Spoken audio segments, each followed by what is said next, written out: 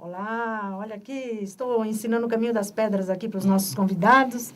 É o QueremosLuz.com, o programa das entidades usuárias do canal comunitário de São Caetano do Sul, que está aqui hoje com um programa especial que não podia faltar na nossa pauta de hoje, né? E deste mês, que é o mês Outubro Rosa. E hoje a gente vai falar um pouco aí sobre câncer de mama. Estamos aqui com a doutora Ana Coelho e o Maicon, como é que é? Maicon Pedro ou Maicon Rocha? Rocha. Não, porque no outro programa era Rocha, né? É. Assim, agora, eu chamo de Maicon Rocha ou Maicon Pedro? Maicon Rocha. Né? Muito obrigado de vocês terem vindo, é uma honra tê-los aqui no QueremosLuz.com. Obrigado. Para você que está chegando, é a Eco TV, o canal comunitário do Grande ABC. Agradeço a você que está aí em Santo André, São Bernardo, Diadema, São Caetano do Sul, Mauá, Ribeirão Pires, Rio Grande da Serra. E você que nos acompanha pelo Facebook, seja bem-vindo, seja bem-vinda. Nosso telefone vai ficar aí à disposição para que você, se você tiver alguma dúvida e a gente puder responder. Senão a gente entrega a sua pergunta para a doutora Ana e, posteriormente, ela entra em contato. 2379-4733 é o nosso telefone. Muito boa tarde, muito obrigada de vocês terem vindo, viu? Falar aí desse Outubro Rosa. Muito bom ter você aqui, viu? Obrigada. O prazer é meu. E hoje você trouxe um assessor? Trouxe meu assistente. Ele saiu dos bastidores para vir aqui. É. A gente vai fazer uma prova oral com ele hoje, para ver se ele tá bom, né? Sim. O que a senhora acha? Ele é um ótimo profissional. Ah, legal. Muito obrigado, Maicon. Eu que agradeço, é um prazer estar aqui novamente, né? E vocês são do Instituto Faces da Psicanálise, não é isso? Perfeito. E onde é que fica isso? Em São Caetano, Avenida ou Rua Joaquim Nabuco? Avenida Senador Roberto Simonsen, 511. 511. Deixa eu pôr aqui, depois a gente passa para o Eric, e o Eric faz uma mágica ali. 511, a caneta está quase escrevendo. Então, o que vocês pensaram para a gente... nós mudamos um pouco a plástica do programa, então o que a gente faz? A gente conversa, a gente joga a conversa fora aí, né? Por exemplo, hoje, certamente, a gente vai falar das reações que a mulher passa quando ela recebe o diagnóstico do câncer de mama. Vocês me diziam, antes do programa entrar no ar, que parece-me que vocês trouxeram, inclusive, um testemunho hoje, né? Sim. Então, vamos também trabalhar isso. E você que está aí conosco, que está administrando essa pós-cirurgia, você que foi diagnosticada hoje, né, com câncer, calma, fica fria aí que nós vamos ter aqui umas dicas de leitura para você sobreviver e para você enfrentar essa realidade. Então, doutora, como é que ocorre, a senhora deve ter tido no seu consultório, porque a senhora é psicóloga também, né, por formação, como é o receber um diagnóstico dessa doença tão grave como é o câncer de mama, que como é que fala? Eu não sei tudo. Eu achava, Maicon, que só as mulheres tinham câncer de mama, e a doutora dizia que conhece uma família que os homens morreram com câncer de mama, e isso é uma coisa que está na genética deles, né, doutora? Como é isso? Mas, a câmera é sua, fique à vontade para conversar com os nossos telespectadores. É verdade. Olha, a notícia do diagnóstico de câncer, ela vem de uma forma, assim, avassaladora. Por quê, né? A gente vamos entender, assim, para a psicanálise, o indivíduo, ele faz representações, ele simboliza, né, o seu corpo, ele faz representações da maneira com que ele vive, com que ele leva a vida. O corpo, ele é um objeto pulsional, o qual o indivíduo, ele realiza as suas metas, tudo aquilo que ele tem, e o corpo, ele tem uma funcionalidade, ele está... em prol da satisfação pessoal. Então, o indivíduo, ele está ali, ele construiu tudo isso, né? Desde o sonho dele, a plataforma dele é aquilo ali. Com as suas experiências pessoais, emocionais, ele construiu o seu eu, né? Funcionando de uma determinada forma, né? Ele tem uma imagem do corpo e tudo, e aí vem uma notícia dessa. Então, ela vem de uma forma avassaladora.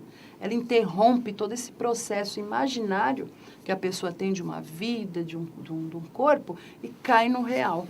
Né? Esse real...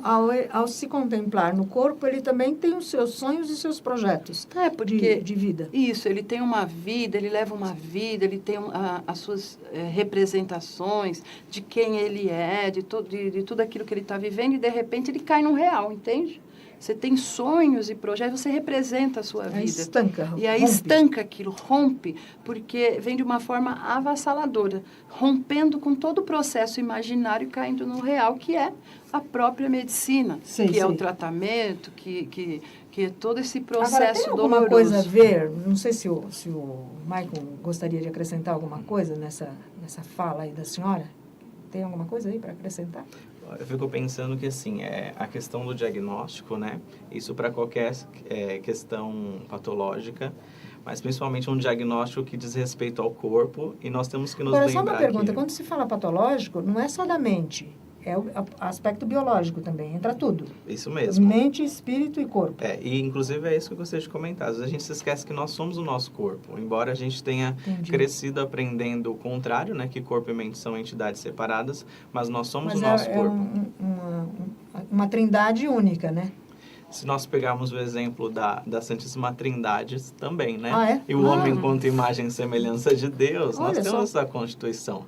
Então, qualquer diagnóstico, né? Ele é introjetado pelo indivíduo também com a consciência de que ele é mortal. Entendi. Então, você imagina. Então, quando você descobre um diagnóstico avassalador, como diz a doutora, estremece essas 3 categorias. A gente vinha conversando a respeito disso, que o diagnóstico, ele lembra o indivíduo de que ele é mortal, de que ele pode morrer. Pode ter um fim, né? Aí o diagnóstico de câncer, ele vem com essa iminência também, né, Ana? É uma notícia iminente da morte, né? Que todo mundo sabe que vai morrer, mas de repente... Mas ninguém quer lembrar disso, né? Um câncer traz uma ideia iminente da morte e muda todo um processo. A pessoa tem que fazer transformações na vida dela, do modo que ela está vivendo, para poder passar por esse processo. E também a parte que a gente fala, um corpo e uma mente, tem que haver aceitação. Isso é um processo, é um luto antecipatório que a pessoa passa, não é? Ela tem que aceitar todo esse processo e muda a vida dela, a rotina, o trabalho, a vida em família, agora, tudo muda. Quando o câncer não é na mama, é em outro local, tem essa agressividade ou é mais suave? Olha, o câncer na mama, ele tem uma outra... Porque mexe na estética, né? A notícia do câncer câncer humano, né? é uma ideia iminente de morte, né? Seja lá onde for, não é? Mas, na mama, é uma área a qual sofre, muitas vezes, mutilação. Sim, sim. A mama tem que ser retirada. Se é um câncer que está dentro do organismo, tira o órgão e outras partes, e até que não se torna tão agressivo. Mas a mama, ela tem uma outra representatividade, porque a mulher ela é uma imagem de feminilidade, ela tem filhos, né, de maternidade, tudo isso. E o corpo dela, como ela se vê, muitas vezes cria inibições sexuais.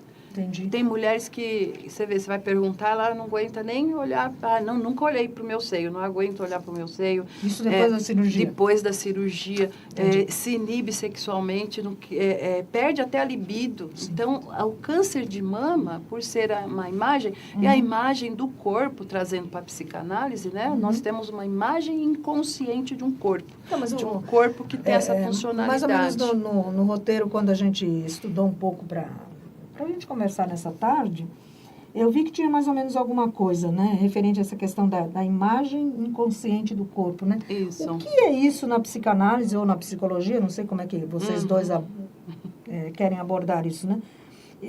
O que significa isso? Numa linguagem, assim, popular para o telespectador, né? Entendi. Porque, afinal de contas, aqui a gente não está na faculdade, né? Olha, desde essa imagem que a gente fala inconsciente do corpo, ela tem início desde o nascimento, né? O bebê, ele nasce, ele não tem ideia de corpo, ideia de nada, não é? Então, a primeira pessoa que ele vê é a mãe dele. Entendi. E é a mãe que vai dando essa ideia. Ai, que bonitinho a família ao redor, vai crescendo isso.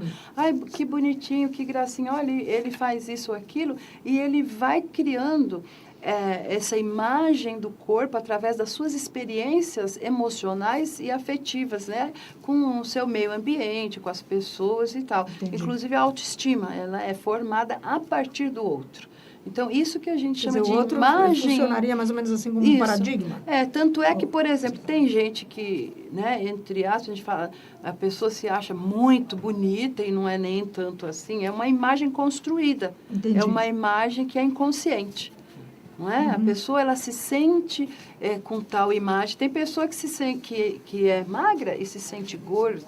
Entendi. Né? Então, ela tem uma Seria a imagem síndrome inconsciente. do patinho feio? Mais ou menos, ou não tem nada a ver? A síndrome uma do patinho explicação feio, que o senso comum daria, né? Então, ele, no começo, ele é meio que feinho, né? E depois ele se transforma depois ele naquele descobre que ele cisne. tem coisas belas, né? Porque ninguém é feio, né? Depende do olhar. É como né, você de se cada um, sente. né? Essa imagem consciente do corpo é a imagem que cada um tem dentro de si, de quem ele é, e ela é construída desde o nascimento. Se bem que eu quero até... crer que, pelo que a gente vê aí nas aulas, o que a gente lê, tem muita gente que não se dá conta da sua beleza que tem, né? Aí fala, não, eu tenho uma beleza, ela tem uma beleza interior, tão lindo, né? E não sabe. Mas essa beleza interior irradia de tal forma que aquela plástica feiosa torna-se bela, né? Torna-se E a bela. gente vai pensar também que, nesse sentido, um diagnóstico muitas vezes não é algo de todo ruim, porque muitas pessoas acabam se reconectando com esse corpo a partir de uma notícia como um câncer, né? Entendi. De um diagnóstico de HIV, por exemplo. Quantos casos a gente não escuta de pessoas que depois do diagnóstico assumiram outro estilo de vida? É verdade. Então, depende muito do que, como a Ana estava falando no começo. Essas representações, né, daquilo Entendi. que a pessoa As simboliza, como que é o óculos com que ela vê a vida, e ele é próprio de cada um. Cada um tem sua lente. Cada um né? tem sua E lente. nós somos individuais. Tem né? pessoas que se sentem muito bem com elas mesmas, que funcionam de uma forma, e outras que não se sentem bem, né? Se deprimem. Agora, e como é que a psicanálise, não sei quem dos dois aí gostaria de falar, ajuda a melhorar essa questão da imagem consciente do corpo? Por exemplo, tem algum exemplo que a gente pudesse ilustrar para o telespectador? A imagem inconsciente do corpo, né? A gente fala muito da autoestima também. Às vezes o paciente ele vem com uma autoestima muito baixa, né? E a psicanálise, ela ajuda a abrir horizontes, né? Abrir esse olhar, a pessoa poder enxergar outras possibilidades. Eu penso também, desculpa te interromper, que a psicanálise ela vem com a possibilidade, como a psicoterapia em si é um caminho para tanto, né? Sim. E principalmente a psicanálise, ela vai olhar para como o sujeito vai representar esse corpo com esses traços, né? Que é o adoecimento, que é o diagnóstico. Entendi. Então, ela ajuda o sujeito a dar conta desse acontecimento. Isso é psicanálise. Perfeito. Isso. Dar sentido, dar um outro significado para Bom, então, aquela realidade. Desculpem fugir um pouco assim da pauta, mas qual seria, no caso do Outubro Rosa, que a gente fala aí principalmente do câncer de mama, qual seria a diferença entre o tratamento só com psicólogo, tem gente que entra em choque e o médico manda para um acompanhamento, e a psicanálise? Quem ajuda mais? Ou depende da realidade? Existe uma diferença entre a psicologia e a psicanálise. Sim. A psicologia, ela trata o sintoma. Não é? Entendi. Possivelmente a pessoa ela vem sem aceitação, ela vem depressiva, ela vem com diversos sintomas, o qual a psicanálise trata, ou a psicologia trata, nos moldes científicos. Entendi. E a psicanálise, o tratamento dela é a partir do inconsciente. Então, ela não vai lidar com sintomas em si. Claro que isso é uma consequência, uma vez tratado... O que ela traz para a psicanálise são as consequências não resolvidas no aspecto psicológico. Basicamente.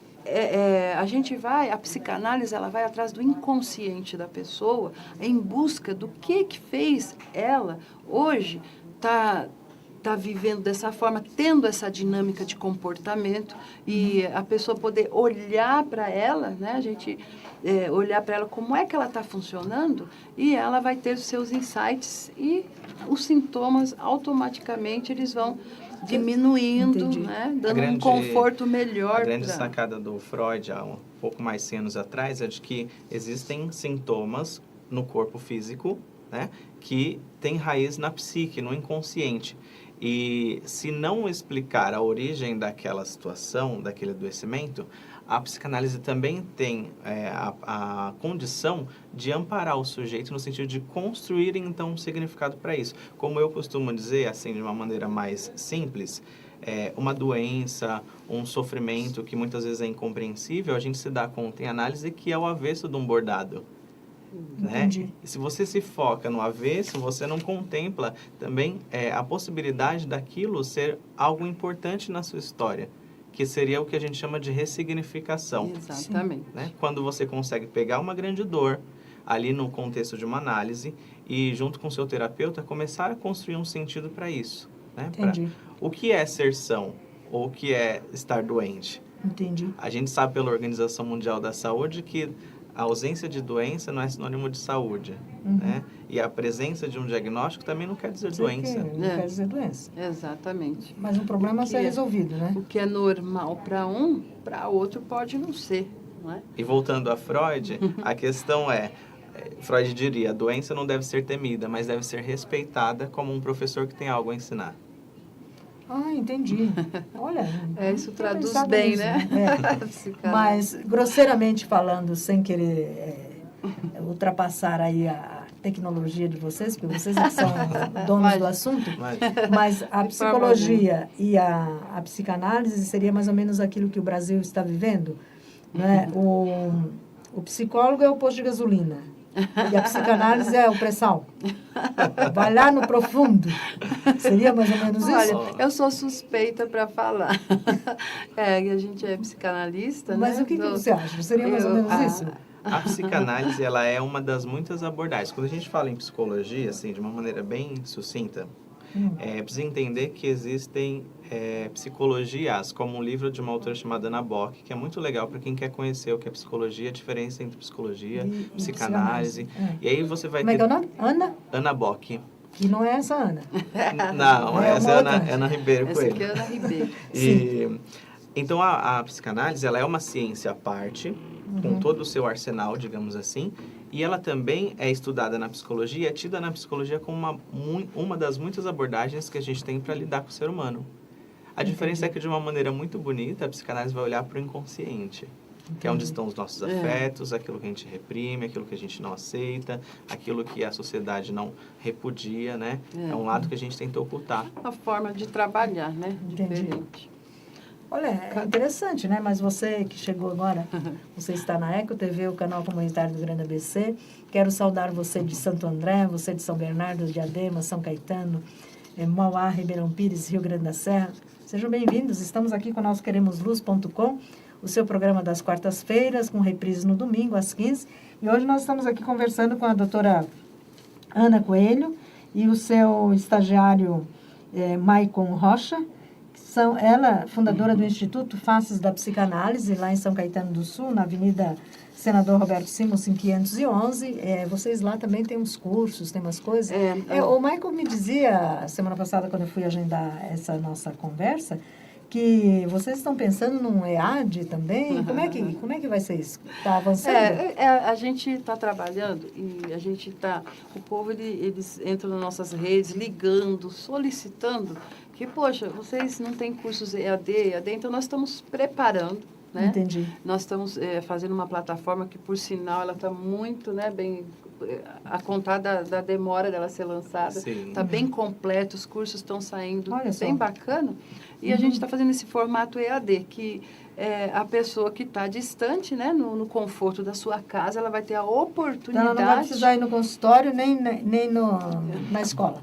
Ela não vai precisar ir na escola, né? E vai poder fazer o curso no conforto da sua casa. Agora, para quem está chegando agora, lá no IFP, Tem uma sala muito boa para as aulas e tudo mais, né? Então, mas aí vamos facilitar a vida do povo, é isso que vocês pensaram? A gente vai continuar com os cursos presenciais, mas com a possibilidade de expandir. Por exemplo, tem pessoas da Austrália que já entraram em contato, solicitando, pessoas de outros estados, e nós vamos acolher também essas pessoas. E como foi o curso? A gente saiu um pouquinho aqui no roteiro, mas a gente vai falar do Outubro Rosa, daqui a pouquinho a gente tem um testemunho que a doutora Ana, junto com o Maico, trouxeram para nós. Isso. Mas como é que foi a questão do curso, depois que vocês passaram por aqui, no começo do ano, e ficaram de voltar, né? E que bom que a gente tem o Outubro Rosa.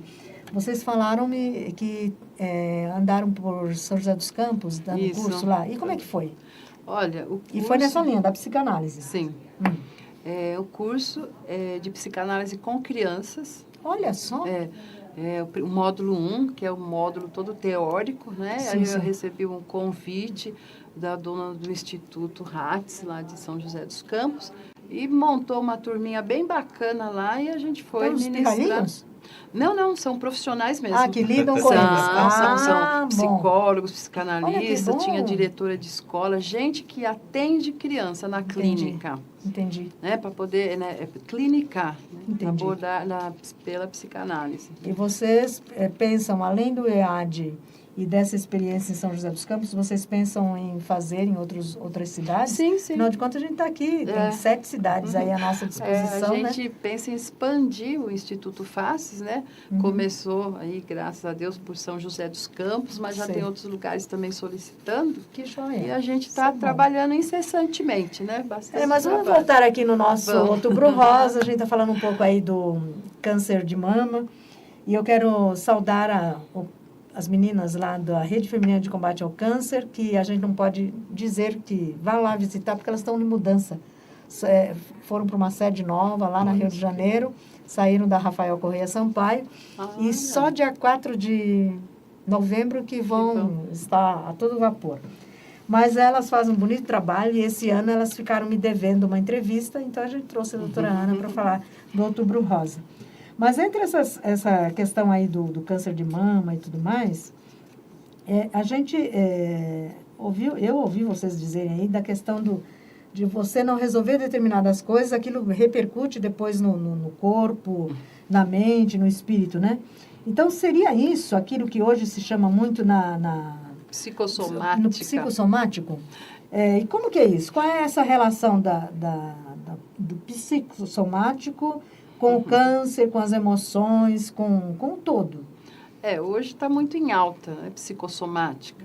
Aliás, parece que a doença psicossomática é irmã siamesa ou irmão gêmeo, né? Na virose, né? Não, isso é uma virose, né? Não é assim? Acaba tendo uma certa banalização. Não é? A doença, na realidade, né, hoje, a gente não vê um corpo dissociado de uma mente, né? Entendi. Então, é tudo interligado. Aliás, isso já começou lá atrás com Freud. Sim. Não é? Freud tinha suas pacientes, as quais ele verificou que os sintomas delas eram puramente a respeito das emoções, né? De traumas, de coisas, consequências das emoções passadas. Então, foi feita uma pesquisa em Juiz de Fora com diversas mulheres com câncer de mama. E foram pesquisadas a vida delas, diversas perguntas, o histórico todo. E foi verificado que a maioria apresentavam históricos de retenção de emoções, de estar guardando coisas relacionais, coisas ligadas diretamente às emoções. Então, para evitar um câncer, a gente não pode segurar a vontade de dar um soco, tem que... assim? Ou não é bem assim? Mais ou a gente menos. dinamiza essa vontade, né? Como é isso? Olha, a grosso modo, né? A gente tem que pensar que existe aí uma energia envolvida, uma energia libidinal ou uma energia psíquica. É como o problema da agressividade.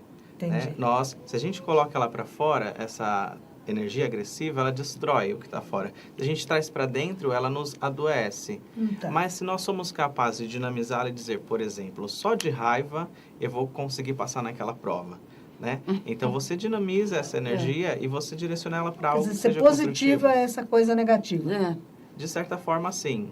Se é que é possível, né? É. Sem ferir os princípios da ciência de Claro. vocês. E da condição humana em si, né? Porque se não existisse agressividade no ser humano, a gente simplesmente não passaria por esse episódio, né?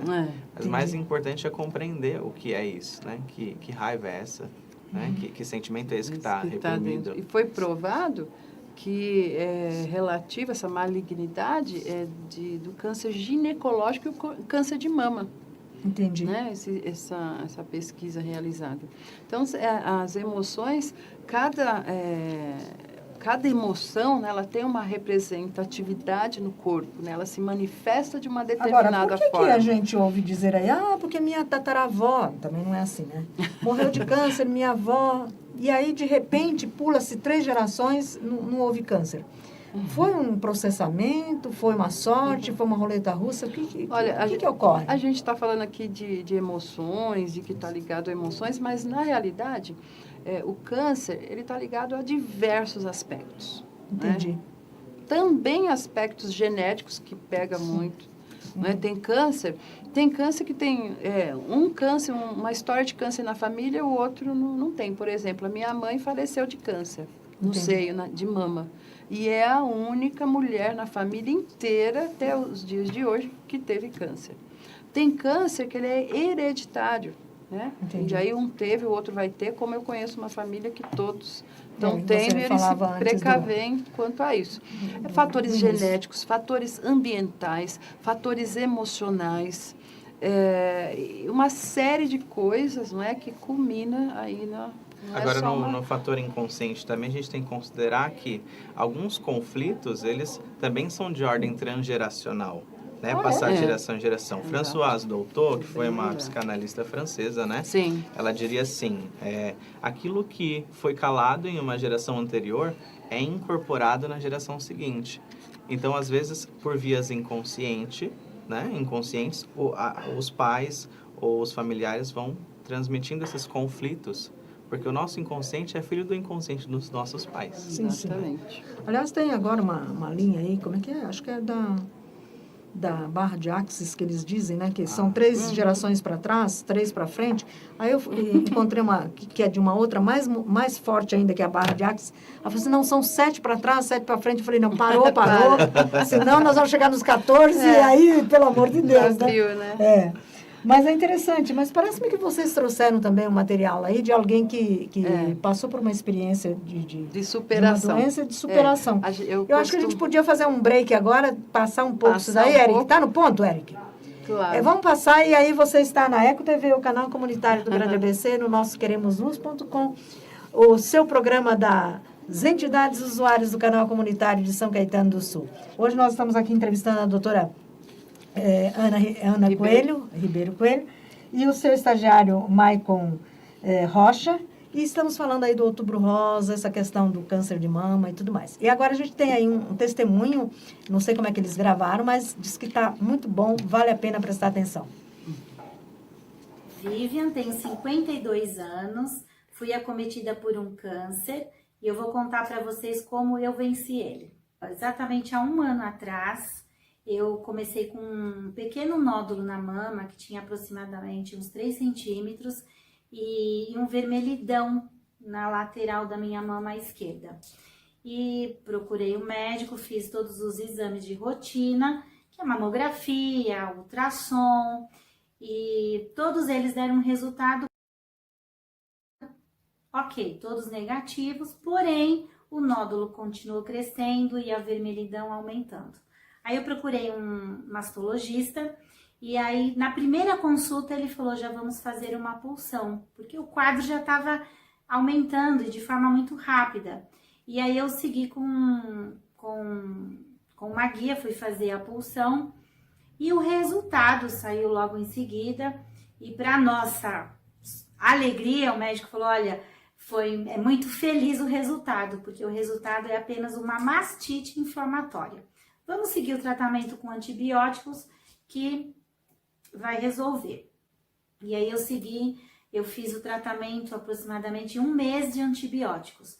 Só que o quadro só piorava, mas piorava assim muito. O nódulo foi crescendo A região foi ficando muito rígida mesmo, da lateral da mama, e o volume só aumentando, e a dor também, aumentando. E aí eu voltei várias vezes na consulta, ele acompanhando, ele falou, Vivi, agora nós vamos ter que fazer uma remoção desse nódulo, cresceu demais, porque aí nesse tempo já estávamos falando um nódulo de 8 centímetros, então ele cresceu muito. E ele falou, vamos ter que fazer a remoção dele. Então fizemos a cirurgia e dentro após a cirurgia foi feita a biópsia de todo o material que foi colhido, vários fragmentos e vários tipos de análise, né, desse material removido.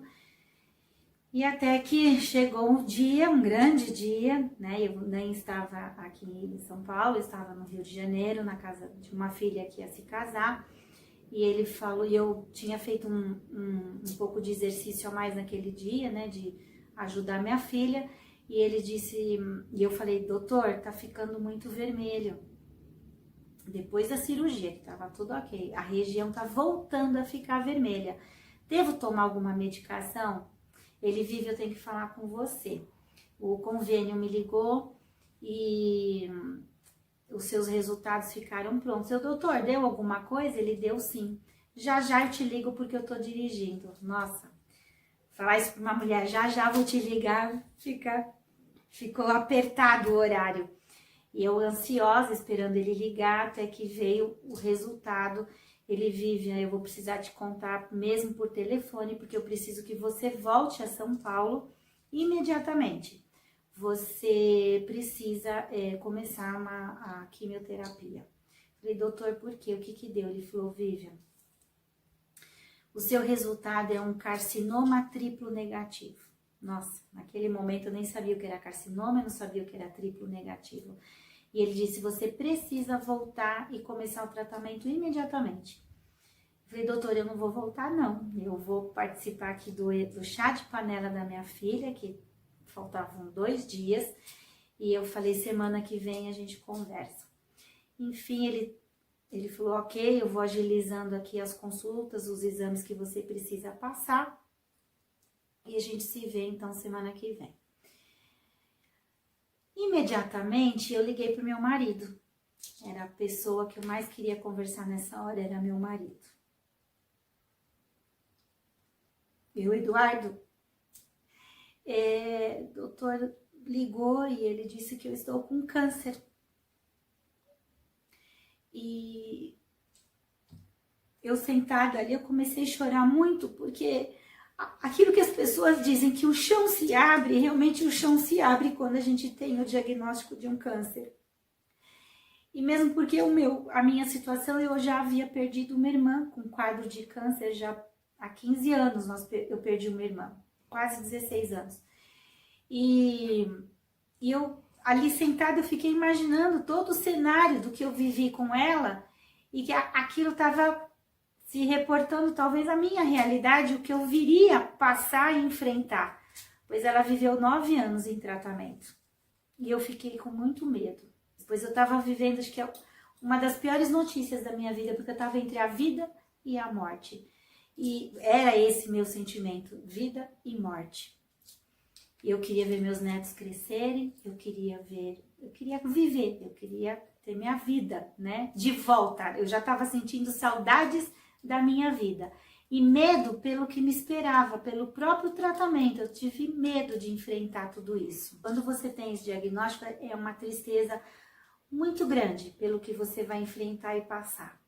E um determinado dia, eu ainda estava para começar o tratamento, eu tive um momento em que eu e Deus, eu fiz um posicionamento assim, de que eu seria obediente ao tratamento e de que eu faria o tratamento. Que eu tinha sim o direito de sentir triste, nervosa, amedrontada, apavorada e com medo da morte.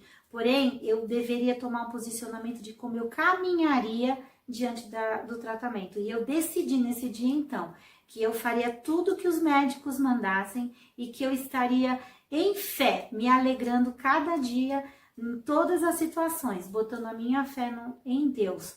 Quando eu tive o diagnóstico, faltava um mês para o casamento da minha filha. E eu decidi, então, não contar, né? Só contaria depois.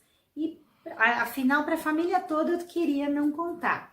Mas, no decorrer dos dias, eu tive que contar para uma filha mais velha, porque eu estaria na casa dela na semana do casamento, eu não saberia como eu ia estar por conta de quimioterapia, o meu vestido não estava fechando, de mãe de noiva não estava fechando, e talvez a gente tivesse que providenciar outro vestido.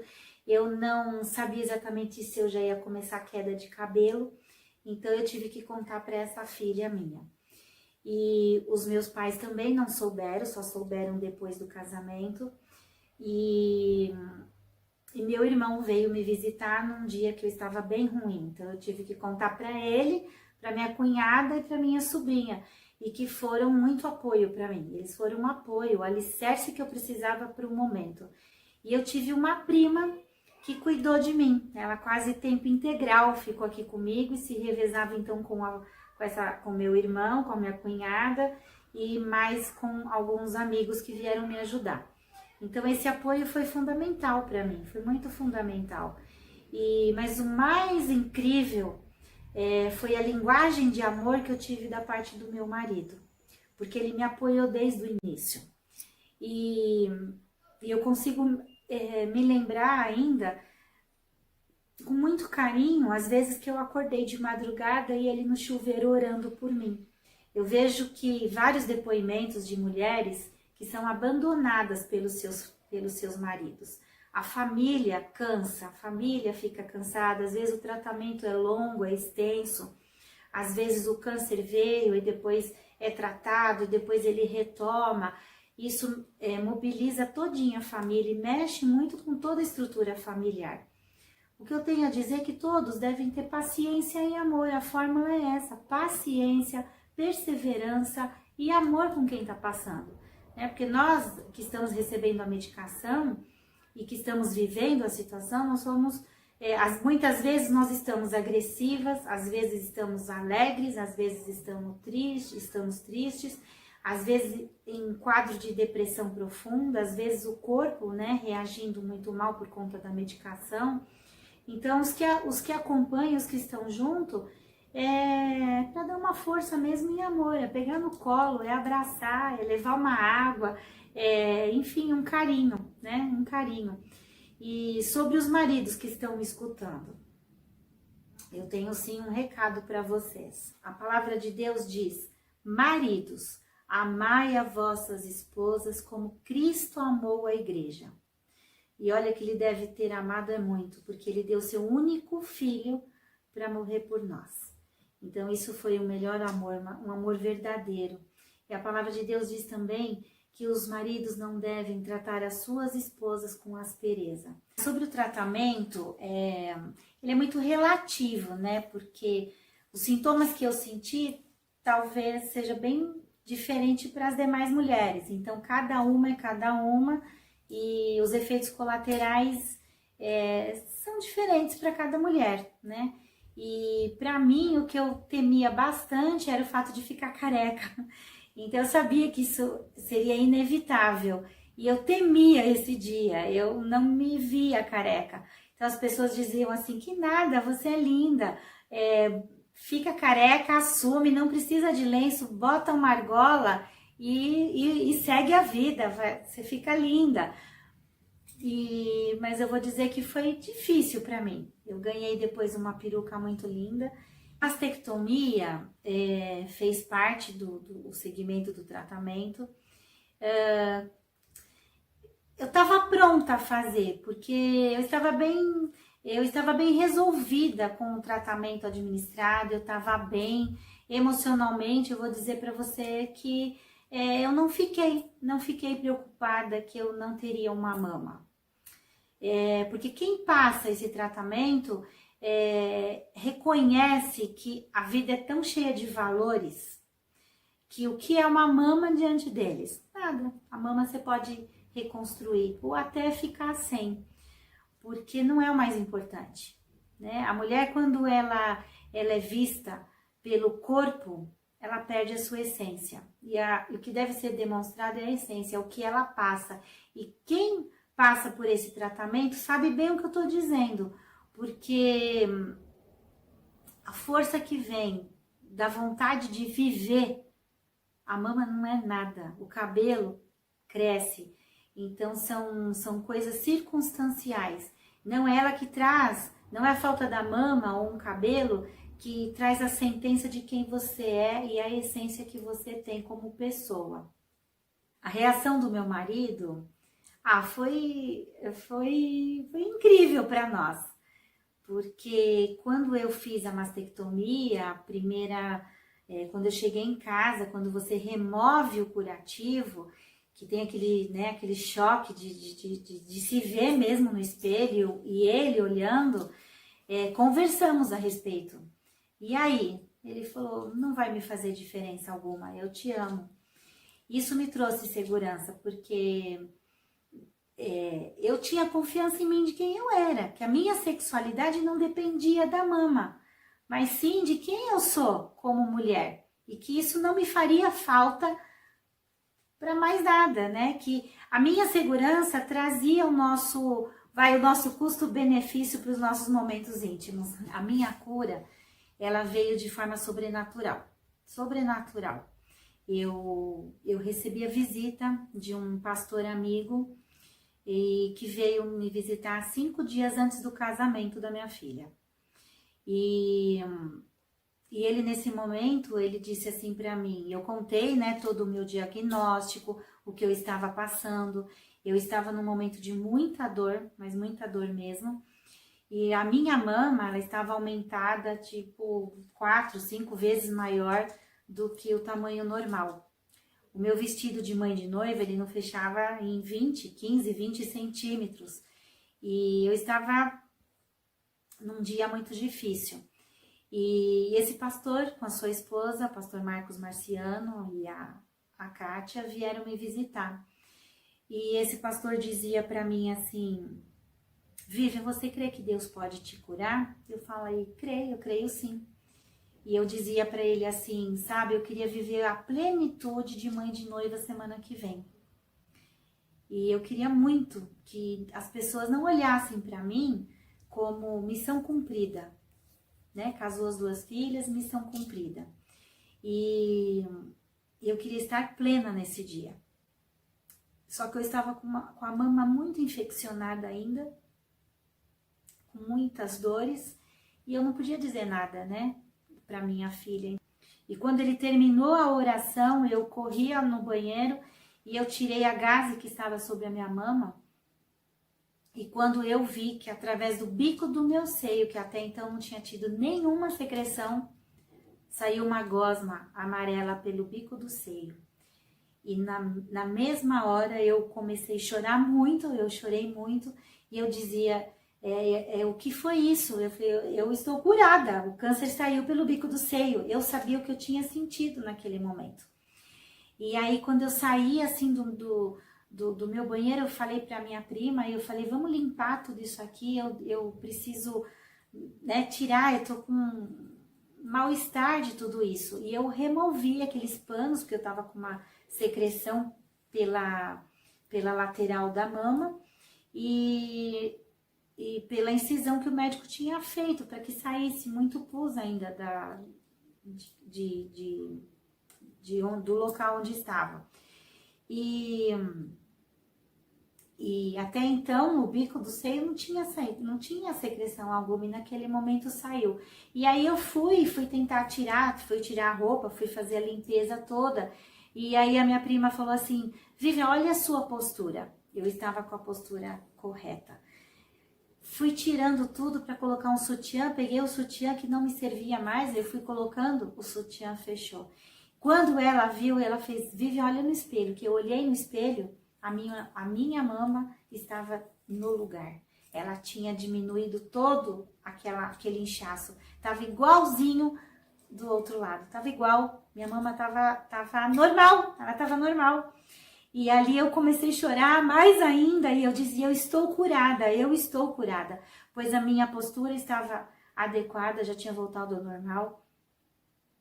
eu estava completamente sem dor, mas sem dor alguma. E a minha mama tinha voltado ao normal. Depois eu tive em seguida uma consulta com uma médica e ela lendo todas aquelas reações que estavam acontecendo com a quimioterapia, ela falou: Vivian, eu estou verificando aqui que a sua taxa tumoral está tudo ok, o seu exame de sangue está tudo ok, você está ótima. E essas reações que você vem sentindo é uma reação realmente alérgica, ela é perigosa, em alguns casos leva até a óbito. E aí eu lembrei do que eu falei para o meu marido, algo tem que piorar para melhorar. E ela disse assim: por essa razão eu vou interromper seu tratamento. E para nossa surpresa, em letras garrafais, estava escrito macrófagos gigantes. Esses macrófagos, o que significa? São células de defesa do nosso corpo. E elas estavam gigantes. O que isso significa? Que os macrófagos comeram todas as células cancerígenas. E eles estavam gordos por isso. Pela situação do câncer ou por qualquer outra doença que você esteja enfrentando. Qualquer diagnóstico, seja ele pequeno ou grande, ele não traz a sentença de quem você é. Porque Deus sabe o que faz. Deus sabe o que faz, Deus sabe o que tira e Deus sabe o que traz. Ela não é paciente, é uma pessoa muito amiga, muito próxima da gente, que né? joia! E você vê uma história assim de superação, como é que ela dá um significado para tudo aquilo, né? Como é que você vê que a notícia ela vem de forma avassaladora, depois deu tudo isso, então toda mulher tem que ouvir um testemunho desse. Não é? Sim, a gente agradece aí, né? O pessoal da equipe, e aí, Célia, a nossa diretora que está à distância, né? Acho que valeu a pena, e por isso a gente pode dizer aí, né? A gente repete com o que a Vivian, né? Vivian dizia, né? A importância do diagnóstico precoce, né? Que favorece a cura, né? A cura depois de tudo aquilo, né? Porque o paciente vai melhorando, mas ele vai, não é assim, no estalar de dedos, né? É gradativo tudo isso. E também a mensagem que fica aí para os pacientes que estão desenganados, né? Que se apeguem a Deus, porque este Deus é o Deus do impossível, segundo a Vivian ali, né? Verdade. Mas, e para vocês, né? Como é que a psicanálise trata um paciente com um diagnóstico de câncer? Bom, aí a gente volta aqui no Outubro Rosa, porque o tempo urge. E a gente explica para você, querido telespectador, que está aí com queremosluz.com, nós achamos muito bom passar na íntegra esse testemunho da Vivian, e a gente agradece, né? Onde ela estiver, que Deus a abençoe e a restaure sempre, né? Para que ela possa ter a graça de ver os netos, né? É verdade. Ou, por que não, os filhos dos netos? Não é? Para Deus nada é impossível, né?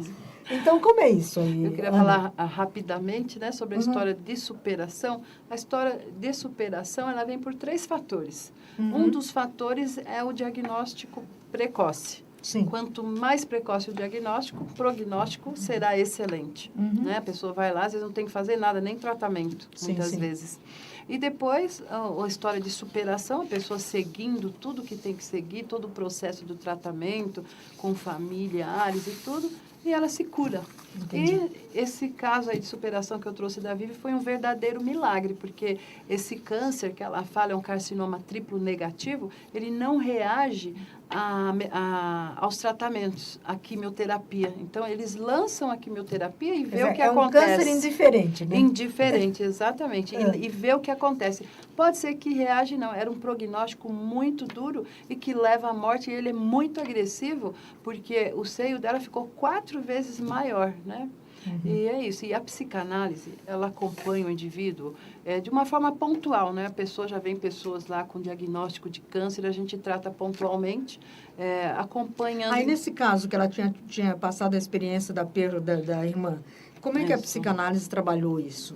Não sei se vocês dois aí combinaram de quem responde o quê, né? Como é que é?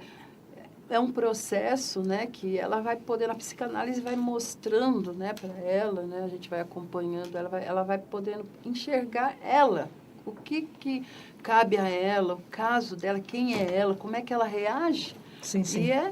E saber a diferença dela e do outro, não é? Ela é um e o outro é o outro. Apesar que ela teve muito próxima lá da irmã Pois é. dela, assim, né? No contexto de uma análise, isso é considerado também, né? A gente tem que pensar por que o sujeito representa esse diagnóstico, essa doença, com conteúdo X ou Y. Então, a gente vai olhar para a história do sujeito e compreender, até para entender quais são os recursos que ela tem para elaborar. Por exemplo, aquela quando ela situação. fala ali, Maico, me permita perguntar, quando ela diz assim que ela falou para Deus que ela ia fazer tudo, né? O que fosse pedido, né? Ela sabia, ela não se perguntou se ela, por que com ela, porque geralmente se pergunta, né? Isso é um ressignificar da história de vida dela ou ressignificar a própria doença? Fato é, a gente tem mecanismos de defesa, né, para poder lidar com a realidade. Um deles é a negação, que é muito comum em casos em que a de pessoa câncer. recebe o diagnóstico. Não é comigo, eu sou muito jovem para isso. Não. Agora, quando a pessoa passa a sair desse mecanismo de defesa, né, ou amenizá-lo, e aceitar um pouco mais a sua condição, ela pode entrar num tratamento. É quando ela consegue entrar em ação, né, para poder também contar para os outros, né, que ela ficou para ela, não queria dizer para ninguém, primeiro meu marido, e depois nós vamos partir para o tratamento, agora eu vou, e a gente vai... Porque ela, por enquanto, ela estava com foco no casamento da filha, né? Sim. E faltava 2 dias para, como é que é? O chá de... 5 dias para o 5 casamento, dias, né? A família, para os familiares também, é uma coisa muito avassaladora essa notícia. E os familiares também, tem uns que reagem de um jeito e outros reagem de outro. Tem, por exemplo, conta para um, não conta para outro, porque aquele vai receber assim, o outro vai receber de determinada forma. Então, tem todo um processo das famílias. E é muito interessante que se abram espaços para esse atendimento da família e está ensinando mesmo como lidar, porque é muito difícil lidar, principalmente com pacientes de casos muito, muito graves. Agora, num caso como esse aí, né, que a gente viu o testemunho da Vivian e queremos mais uma vez agradecer, pode ocorrer de, além do paciente portador, no caso aí do tumor, o próprio, no caso de vocês aí, os técnicos, chamar a família também para uma roda de conversa e dar umas dicas de leitura se o paciente permite ou não? Não só pode, como de acordo com a permissão do paciente, isso é fundamental, porque se a gente observar o caso da Vivian, ao tempo todo ela vai citando o quanto a família foi importante nesse processo. Entendi. É o que a gente chama em psicologia ou psicanálise também de rede de apoio. Né? Tá. Então, a gente tem que olhar quais são as condições que aquela realidade do sujeito apresenta que possam contribuir para um prognóstico positivo dessa situação. Então, é fundamental, sim, que o psicanalista ele tenha esse olhar, porque, afinal de contas, vou roubar uma frase de um psicólogo aí da sociologia, mas que representa bem isso. Ortega y Garcés diria, eu sou eu e as minhas circunstâncias. Então, quando a gente olha para o sujeito, a gente tem que olhar também tudo aquilo que está em volta. É bem aquela velha história, né? Você não casa só com o seu companheiro ou companheira, você casa com toda a história de família, né? É verdade. Então, nas doenças também, né? Não tem como fugir. Mas olha que pena, né? Que pena que a Lili só chegou agora. Muito seja bem-vinda, viu, Lili? O Eric, a estagiária que está aí com o Eric. E a gente quer agradecer a doutora Ana, o Maicon, que veio aqui falar conosco sobre essa questão do Outubro Rosa, né? E a questão desse caminhar da psicanálise junto com o paciente, de modo especial o tema deste mês, a gente abordou aí a questão do câncer de mama. Mas a gente deixa aí vocês falarem um pouquinho aí do Instituto Faces da Psicanálise e dá até logo, porque já só tem 2 minutinhos ali. O tempo urge, né? Mas eu quero de coração agradecer, viu? Se vocês quiserem se assistir, domingo às 15 horas tem reprise. Ok, vamos assistir. Vamos assistir. Eu que agradeço, em nome da Ana, em nome do Instituto Faces da Psicanálise, né? Mais uma vez. E a casa está aberta. Muito obrigado. Obrigada, estamos à disposição. Se quiserem voltar em dezembro acho que ainda tem vaga, né? A gente vai preparar, então, um tema muito bom para falar. Por favor. Tá? As festas de Natal, sei lá como é que a psicanálise encara isso. É verdade. Não é? Sim, ano novo, ressignificar a vida, né? Isso. Vida nova. Boa. E o Instituto também, Faces da Psicanálise, está de portas abertas para receber os seus telespectadores. Você, como sempre, pode passar lá para tomar um café com a gente. Pois é, o problema é achar um tempo, viu? É complicada a vida da gente, né? É verdade. Mas Avenida Senador Roberto Simons, e depois na edição a gente vai colocar ali, 511, né? E o telefone? Então. E o telefone? Telefone, o fixo é 4318-9501. 43? 318-9501. E Ótimo. o celular é 99612-6692. Tem também o nosso canal no YouTube, onde a gente está Ótimo. trabalhando uma série de temas. Esse legal. mês nós falamos muito da psicanálise da criança. Eu sou inscrita no seu canal, viu? É? E você Obrigada. que se interessa pelo assunto pode acessar lá, Instituto Faces da Psicanálise, digita IFP junto, e você vai encontrar todos os nossos temas ali. Psicanálise com crianças, como educar a criança, e os mais diversos assuntos relacionados ao ser humano. Esse tema de hoje é interessante a gente poder estar compartilhando, né, Michael? Para certeza. as mulheres. Agora a gente já Vocês vão intima. encontrar lá no canal e vamos compartilhar para que muitas A pessoas gente vai possam. intimar o Michael, Michael. e aí você senta ali e ele senta aqui. Nós vamos falar do Novembro Azul.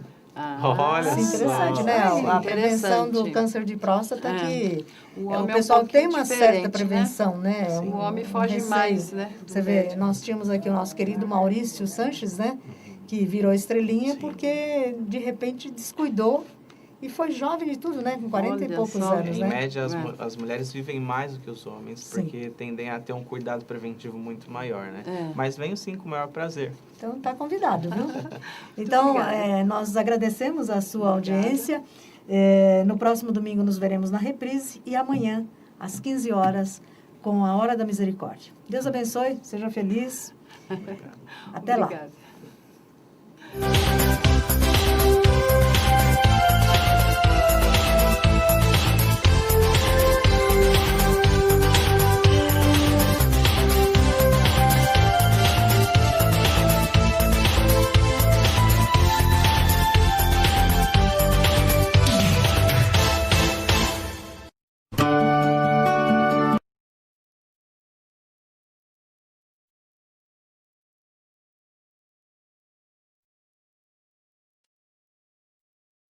E as suas mudanças. Sabe aquela temporada